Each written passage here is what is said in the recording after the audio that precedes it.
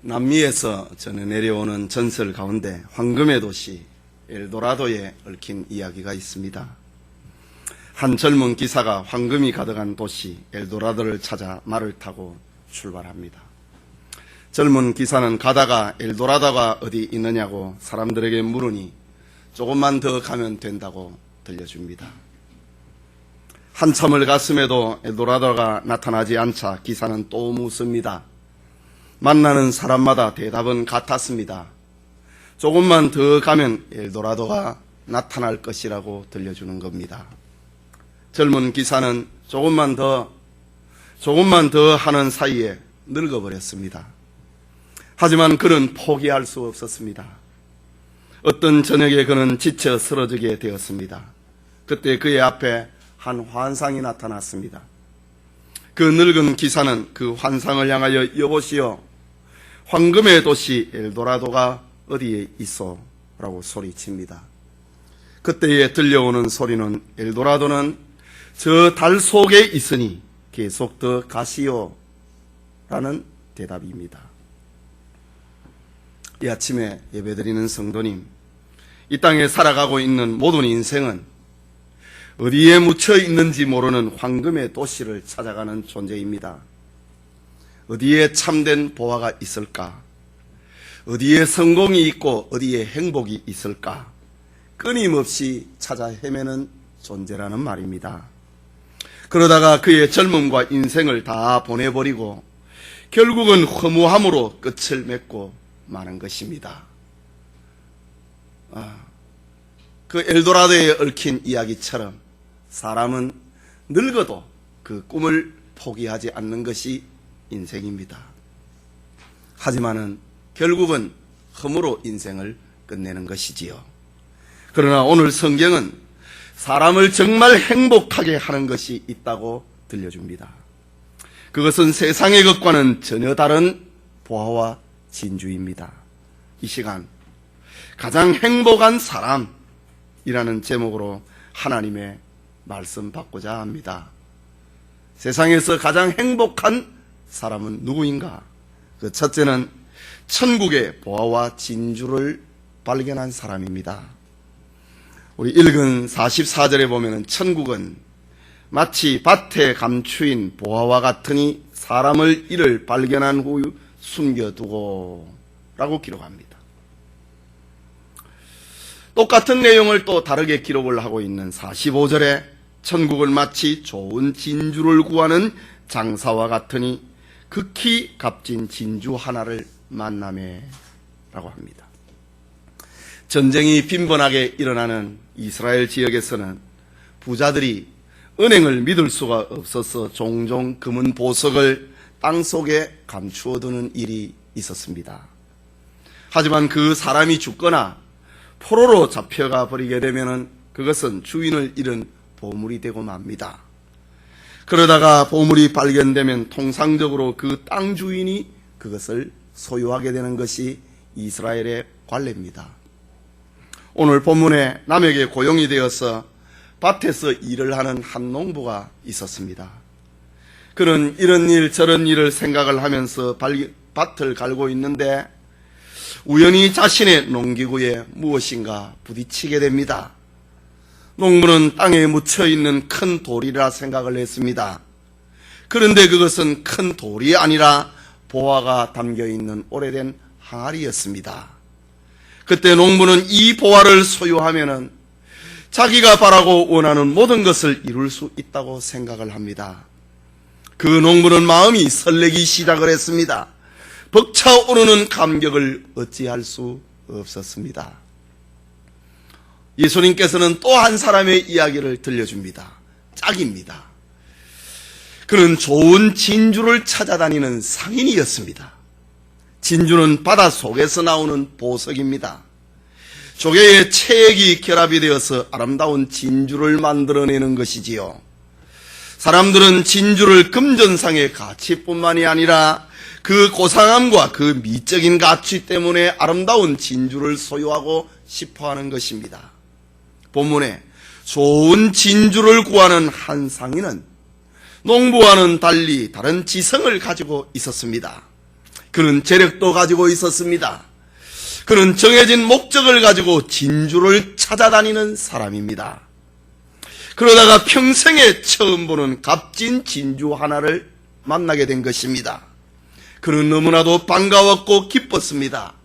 그의 고상한 지성은 온통 값진 진주를 만난 기쁨으로 인하여 충만해 있습니다.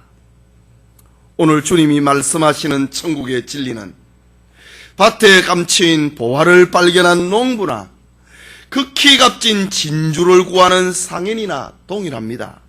다만 이 두 사람이 다른 것이 있다면 밭에 감추인 보화를 발견한 농부는 예상치 못한 가운데서 보물을 발견을 했고, 진주를 찾아다니는 상인은 지성을 가지고 그리고 재력을 가지고 꾸준한 탐구의 결과라고 하는 것입니다.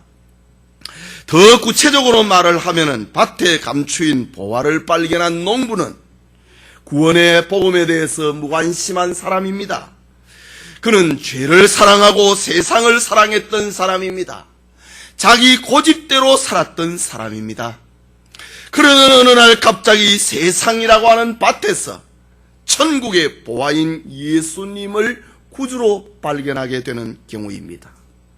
이것은 아버지를 떠나서 허랑방탕하였던 둘째 아들 탕자가 아버지께로 돌아오는 경우와 같은 것입니다. 좋은 진주를 구하는 상인은 그가 진리를 추구하고 있었다. 진주를 찾고 있었다. 더 나은 진주, 더 큰 진주를 찾고 있었습니다. 이것은 이미 중생의 씨가 그 마음에 떨어져 있는 상태를 말합니다. 그는 이미 천국과 예수님의 소중함을 알고 있는 사람입니다. 그럼에도 불구하고 그것을 자기의 것으로 소유를 하지 못했습니다. 그럼에도 불구하고 주님의 참된 진가를 발견하지 못한 것입니다. 이것은 밤중에 중생의 진리를 찾아서 예수님께 찾아왔던 니고데모와 같은 경우입니다. 영적 목마름에 베드로를 찾아왔던 로마의 백부장 고넬료와 같은 경우라 해야 할 것입니다. 그러나 오늘 본문에서 주님이 가르쳐주고 있는 진리가 있습니다. 그것은 복음을 받아들일 때에 그 처지가 어떠했느냐, 그것을 말하고자 하는 것이 아닙니다. 예수 그리스도의 복음을 알기 위하여서, 복음을 얻기 위하여서 그가 어떤 노력을 지금까지 했느냐, 그것을 알려주기 위함도 아닙니다. 오늘 본문의 핵심은 어떤 경우이든지 간에 우리가 그리스도를 발견하는 것은 가장 기쁜 일이라고 하는 것입니다. 세상이라고 하는 밭에서 천국의 보화이신 예수님을 발견한다고 하는 것은 가장 큰 기쁨이라고 하는 것을 알려주는 것이 본문의 초점입니다. 그것은 전적으로 은혜라는 말입니다. 전혀 예상치 못하고 밭을 갈고 있던 농부이든지 진주를 구하는 상인처럼 열심히 진리를 찾아다녔던 경우이든지 간에 예수 그리스도를 구주로 발견할 수 있는 것은, 예수님을 나의 주님으로 발견할 수 있는 것은 기쁨이다. 그것은 하나님의 은혜다. 그것은 선물이다. 그것을 알려주는 것이 본문의 핵심입니다. 천국은 세상의 것과는 비교할 수 없도록 사람의 마음을 이렇게 기쁘게 만드는 것이라는 말입니다. 예수님은 그렇게도 사람의 마음을 감격스럽게 만들고 사람의 마음을 즐겁고 평화롭게 만드는 것이라는 말입니다.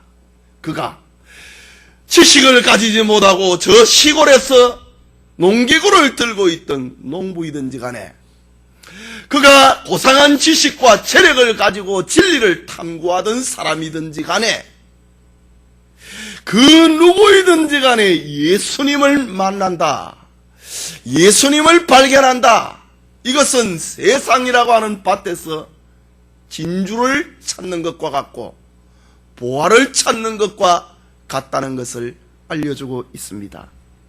오늘 예배를 드리고 있는 우리에게도 주님을 만나는 기쁨이 함께하기를 소원합니다. 그게 둘째로 가장 행복한 사람, 그가 누구인가? 천국의 보화와 진주를 위하여 자기의 소유를 다 판 사람입니다. 보면 44절의 농부이든지 간에 또 46절의 상인이든지 똑같은 것은 가서 자기의 소유를 다 팔았다라는 말입니다. 농부와 상인은 자신들이 발견한 보화와 진주가 얼마나 가치 있는 것인가를 그는 알고 있습니다. 그것은 자신의 인생에 찾아온 얼마나 소중한 기회인가를 그는 알았습니다. 그래서 저들은 한결같이 집에 가서 이것 때문에 고민했다 라는 말이 없습니다. 집에 가서 누구와 의논을 했다 이런 말도 성경에는 기록하지 않습니다. 그들은 똑같이 그 보화를 놓쳐버린다면은, 그 진주를 놓쳐버린다면은 다시는 자기 인생을 변화시킬 기회가 없을 것이라고 저들은 판단한 것입니다. 그래서 그들은 집에 돌아가서 신속하게 자기의 농장을 팔았습니다. 혹시라도 흥정의 과정에서 그것을 사지 못하면 어떡하나 싶어서 여유 자금을 마련하기 위하여서 모든 소유를 다 팔아버렸다. 저걸 사기 위해서 밭을 팔면 되겠다. 집을 팔면 되겠다. 이 정도가 아니라 그의 소유 모두를 다 팔아버렸다고 합니다.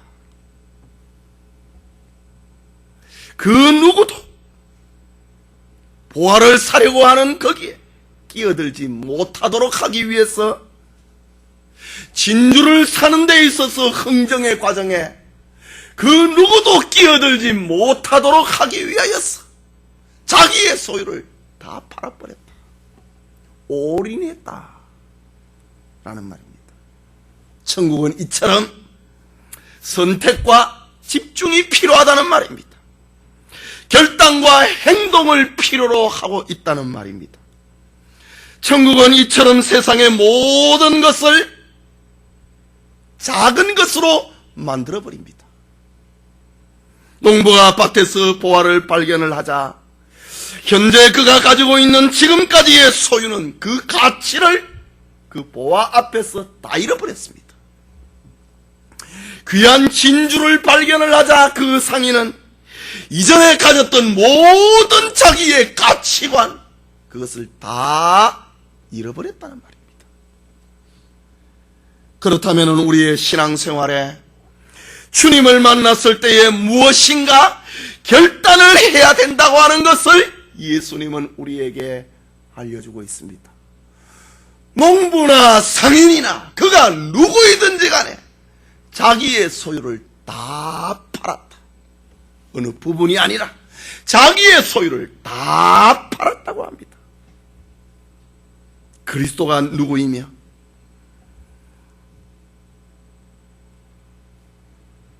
주님을 만났을 때에 우리가 무엇인가 결단을 해야 된다고 하는 말입니다. 그의 생이 무엇이고 그가 어떤 죽음을 죽었다고 하는 이런 지식적으로 아는 것으로 만족해서는 안 됩니다. 그것을 위해서 지금까지 살아온 나의 삶에 어떤 결단을 내려야 된다는 말입니다.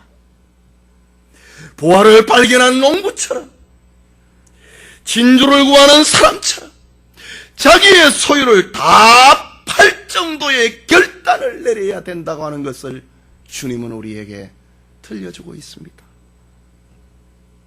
천국을 위하여서, 천국을 소유하기 위하여서 팔아야 될 여러분의 소유는 무엇이라고 생각을 합니까? 구주 되신 예수님을 위하여서 다 팔아야 될 나의 소유는 무엇이라고 생각을 합니까? 그것은 지난날 생각한 나의 의, 나의 선입견, 나의 주장, 나의 사상일 수 있습니다. 주님을 소유하기 위해서는 내가 지금까지 가지고 있었던 나의 주장과 사상과 의는, 선입견은 다 팔아버려야 될 경우가 된다는 말입니다. 혈통이나 육정을 팔아야 될 때도 있습니다. 세상의 명예나 재물을 다 팔고서라도 그것을 사야 될 경우가 있습니다. 어떤 세속적인 습관이나 즐거움 같은 것일 수도 있습니다. 그리고 세상의 친구나 다른 어떤 종류의 것이 될 수도 있습니다.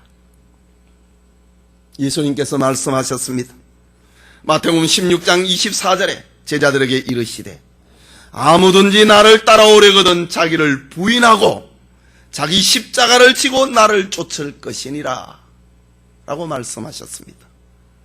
마가복음 10장 29절과 30절에 예수께서 가라사대 내가 진실로 너희에게 이르노니 나와 및 복음을 위하여 집이나 형제나 자매나 어미나 아비나 자식이나 전토를 벌인 자는 금세에 있어 집과 형제와 자매와 모친과 자식과 전토를 100배나 받되 핍박을 겸하여 받고 내세에 영생을 얻지 못할 자가 없느니라 라고 했습니다. 여러분, 무엇인가를 얻기 위하여서, 무엇인가를 소유하기 위하여서 내가 가지고 있는 모든 것을 팔아버릴 수 있는 사람, 그가 진정 행복한 사람입니다.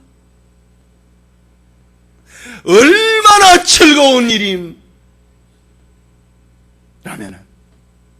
내가 지금까지 가지고 있는 그건 아무것도 아니라 이지.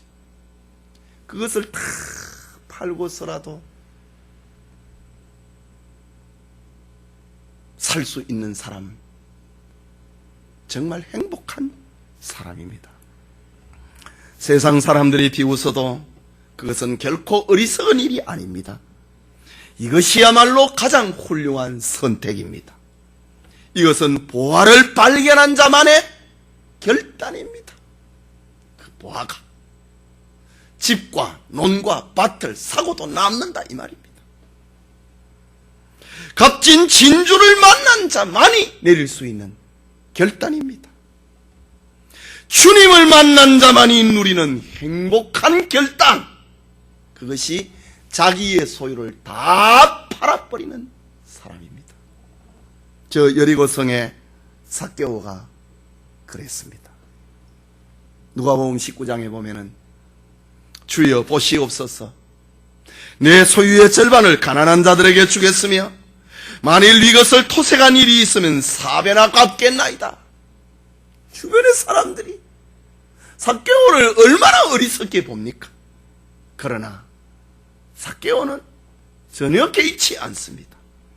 이것은 주님을 만난 삭개오의 기쁨이 얼마나 컸던가를, 주님을 만난 기쁨이 삭개오의 마음을 얼마나 지배했던가를 보여주는 말입니다. 주님을 만난 기쁨 속에 이런 축복의 결단을 내릴 수 있는 행복한 사람이 될 수 있기를 소원합니다. 마지막으로 가장 행복한 사람이란 보화와 진주를 사서 소유하는 사람입니다.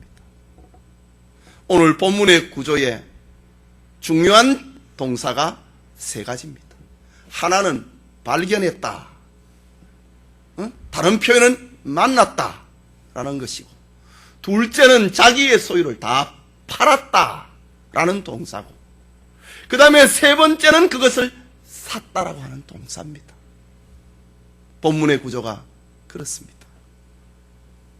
44절에 그 밭을 샀느니라, 46절에 그 진주를 샀느니라. 소유입니다. 내 것입니다. 밭에 감추인 보화를 발견한 농부와 좋은 진주를 찾던 상인은 마침내 그들이 원하는 바를 사서 내 것으로 소유하게 되었습니다. 천국은 우리가 가진 전부를 다 주고라도 가져야 할 만큼 값진 것이었기 때문입니다. 여러분, 저들은 보화가 숨겨져 있는 밭을 소유하게 되었을 때에, 값진 진주를 소유하게 되었을 때에 그 모습이 어땠을까요? 아, 내가 잘못 판단한 거 아닌가? 나 이러다가 굶어 죽는 거 아닌가? 그런 생각은 지배할 수가 없습니다. 보아는 극히 값진 진주는 자기가 팔았던 모든 소유하고는 비교가 안 되는 것이었기 때문입니다. 그들은 지금까지 가지고 있었던 모든 것을 양보할 만큼 넉넉한 마음을 가지게 되었습니다. 바울처럼 이전 것을 다 회설물처럼 여겨버린 것입니다.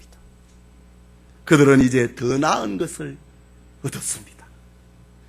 자기가 가진 작은 것으로 그 큰 것을 샀다고 생각을 하니 잠이 오지 않습니다.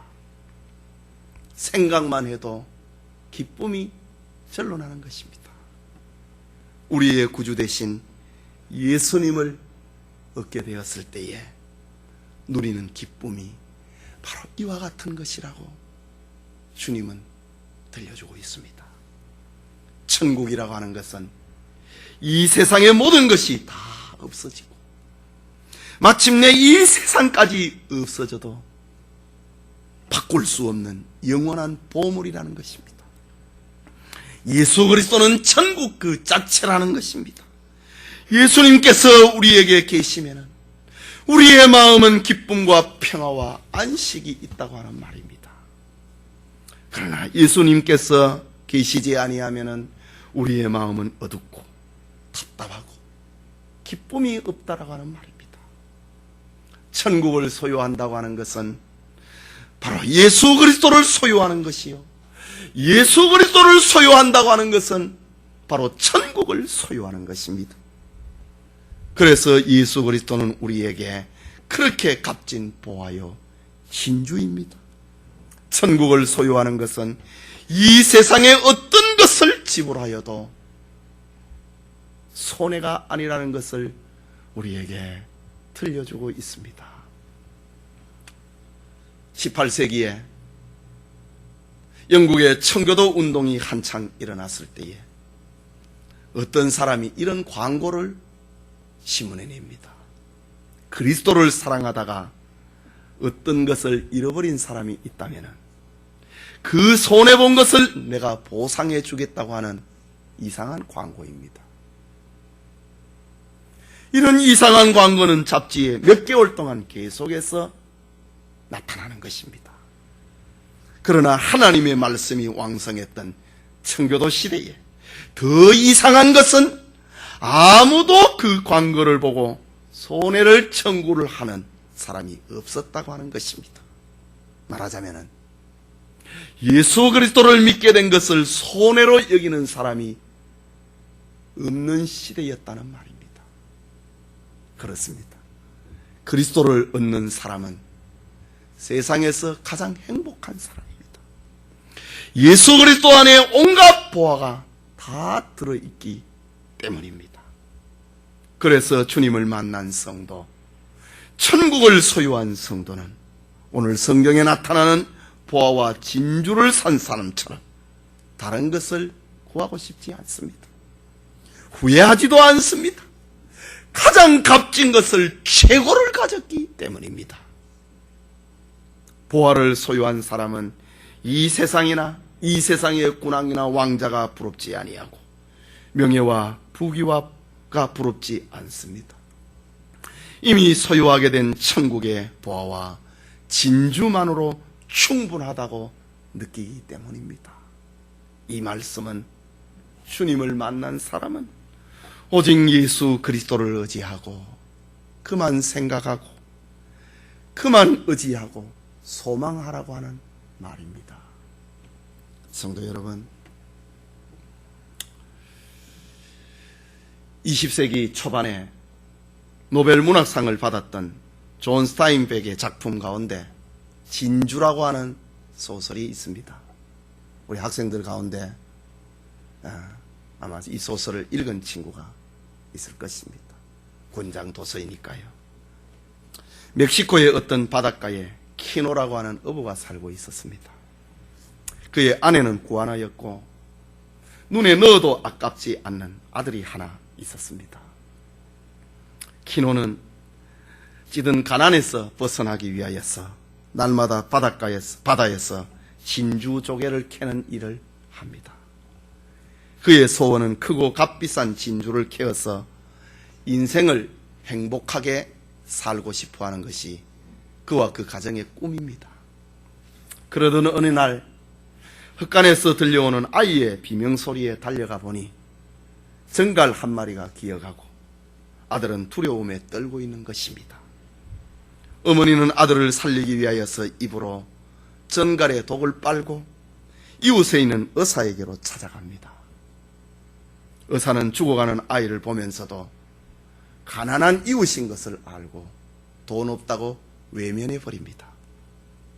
이런 고통 속에서 키노 가족은 살기 위해 진주조개 캐는 일을 그만둘 수가 없습니다. 어느 날 키노 부부는 엄청나게 큰 진주 하나를 캐게 됩니다. 소문을 들은 이웃 주민들이 진주를 구경하겠다고 그렇게 외면했던 사람들이 그의 집에 찾아와 문전성시를 이룹니다. 의사는 아들을 고쳐주겠다고 손수 찾아 달려옵니다. 성당의 신부는 찾아와서 결혼식을 올리지 못하고 살고 있는 이들 부부를 위하여서 결혼 주례를 서주겠다고 자원합니다. 이제 키노 부부는 행복이 찾아왔다고 좋아했습니다. 그러나 그것은 큰 착각이었습니다. 진주를 사려던 상인이 거래가 실패를 하자 강도를 보냅니다. 키노는 자신의 집을 침입한 강도와 격투를 벌이다가 그를 죽여버립니다. 물론 정당방위입니다. 아내는 불안에 떠는 나날을 보내게 됩니다. 부부는 이제 여기에서 살지 말고 대도시로 가자 이사갑니다. 하지만 키노는 다시 진주 때문에 강도를 3사람이나 죽입니다. 갑자기 얻은 횡재로 좋아했던 키노 부부는 진주가 행복이 아니라 고통과 불행임을 실감하게 됩니다. 불안과 공포에 떨고 있던 이들 부부는 결국 그 진주를 가지고 깊은 바다로 가서 던져버립니다. 그런 소설입니다. 모든 인생은 키노 부부처럼 아침부터 밤늦게까지 황금을 찾아 헤매다가 이것이다 싶으면 거기에 소망을 두고 목숨을 겁니다. 지식이 진주인 줄 알고 거기에 소망을 두고 돈이 보화인 줄 알고 거기에 생명을 겁니다. 어떤 이들은 명예나 건강이나 집이나 자식에 소망을 두고 전 인생을 보냅니다. 모든 사람들은 세상에서 가장 행복한 인생을 위하여 보물을 찾아 헤맵니다. 모든 사람들은 세상에서 가장 행복한 인생을 위하여 진주를 원합니다. 하지만 진주는 행복이 아니라 또 다른 불행의 시작일 뿐입니다. 이것이 바로 세상이 가져다주는 진주입니다. 그러나 오늘 성경은 참된 진주가 있다. 참된 보화가 있다. 그것은 예수 그리스도요. 값진 진주는 천국이라고 우리에게 말을 합니다. 세상에서 가장 행복한 사람은 예수 그리스도 곧 천국의 보화를 발견한 사람이라고 주님은 들려줍니다. 그리고 그것을 위하여서 자신의 모든 소유를 팔 수 있는, 결단할 수 있는 사람이 세상에서 가장 행복한 사람이라고 들려줍니다. 아는 거하고 다르다 이거지. 자기의 소유를 다 팔 수 있는 사람. 얼마나 기쁘면은 자기의 소유를 다 팔 수 있겠습니까? 주님은 자기를 위하여서, 예수님 자신을 위하여서 자기의 소유를 다 팔 수 있는 사람이 세상에 가장 행복한 사람이라고. 예수님 자신이 이 세상에 가장 귀한 진주라고, 보화라고 들려줍니다. 그리고 그 보화를 사고 그 진주를 소유하고야 많은 사람이 세상에서 가장 행복한 사람이라고 들려주고 있습니다. 영접하는 자, 곧 그 이름을 믿는 자에게는 하나님의 자녀가 되는 권세를 주셨다. 여러분, 천국, 곧 그리스도를 발견을 하고 그를 위해 결단하고 그것을 소유하는 것이야말로 가장 가치 있는 행복한 삶입니다. 이것이야말로 시간 가는 줄 모르는 삶이요, 이것이야말로 피곤을 모르는 행복한 인생입니다. 모든 성도님들에게 세상에서 가장 행복한 사람, 천국을 소유하고 예수 그리스도를 모시는 축복이 함께 하기를 소원합니다.